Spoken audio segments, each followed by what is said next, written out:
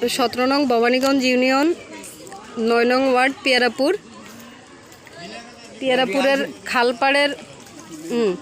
পিয়ারাপুরের খালপাড়ের এই অংশটা দেখেন বন্যা কবলিত। এখন পর্যন্ত এখানে কোনো ত্রাণ সহায়তা পৌঁছায়নি, কোনো সংগঠন বা আদার্স কেউ আসে না। এই প্রথম আমরা আমাদের সংগঠন থেকে ত্রাণ সহায়তার জন্য এই পাশটা আসছি।